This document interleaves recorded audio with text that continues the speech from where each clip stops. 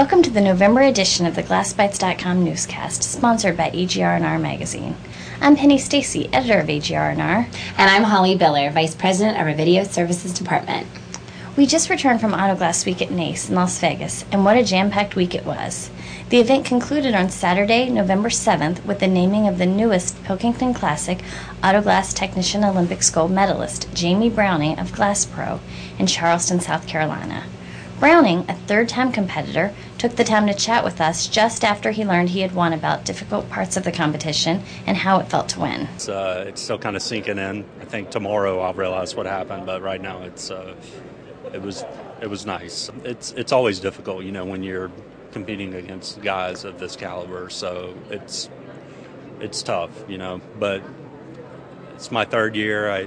This year I definitely practice a lot more. So I think the practice was key for sure. The event is it's very professional. The sponsors are great. Everybody that comes out here, you wish you could just start a glass company and have all these guys come work for you. It would be a perfect world if all these guys did the glass. He also provided tips for other competitors hoping to someday compete. Practice, study everything, the practice, and then just trying to come out here and do it like you normally do, and not to get too nervous. But it's tough your first time, but definitely practice. Browning was followed by Gregory Hamilton, also of Glass Pro, in second place, and Travis Krebs of Technoglass in third.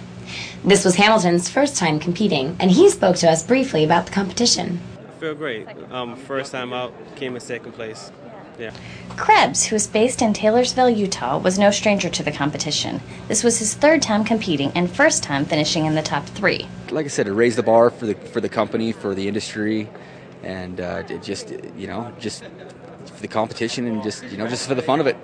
The judges also presented 2 innovation awards this year, one to Browning and one to Mike Rose of Interstate Auto Glass in Prescott, Arizona. It's a regular vacuum hose that I attached microcloths to so that it protects the paint. It can be washed in a washing machine, dried in the dryer, and basically it's a protectant for the car so not to do any damage.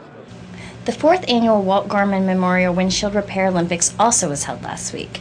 Second-time competitor Brian Finner, owner of Safe Glass Technologies in Easton, Pennsylvania, took the gold. Well, it brought great competition as usual, and I competed last year, and that was a fantastic time, and the competition was great, and this was no different this year. Lee Sims of Superglass Windshield Repair took second place in the competition, and Brandon Long of Novus finished third.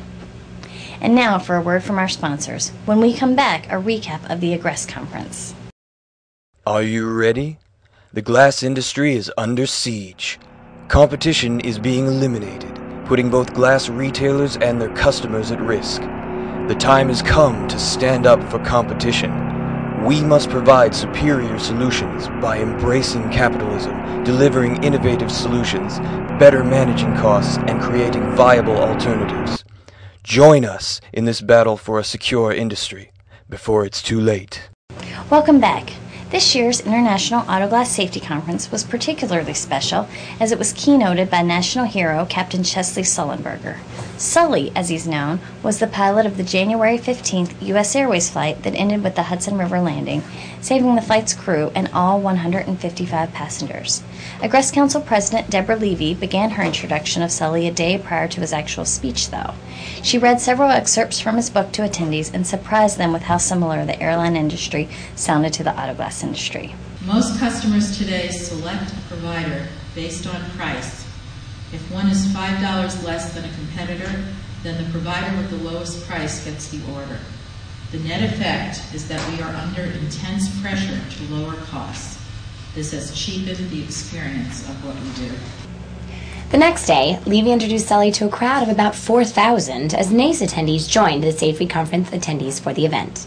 The Egress Conference attendees had special reserved seating in the front of the crowd, and she recognized them prior to the captain's entrance.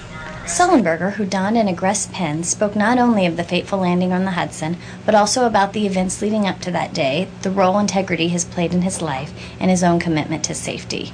He reminded attendees that he and others have a moral and ethical obligation to do the right thing when it comes to safety and serving customers. Sullenberger also saluted the Egress Council for their efforts in developing the standard and promoting it within the industry, and likened the undertaking to removing the water from the ocean with a teaspoon. Prior to the speech, a private breakfast for Agrest-registered shop and member company representatives was held. During the breakfast, the Agrest Council presented the first ever Carl F. Tompkins Distinguished Service Award to Cindy Ketcherside, former Agrest Council President and Chair of the Accreditation Committee.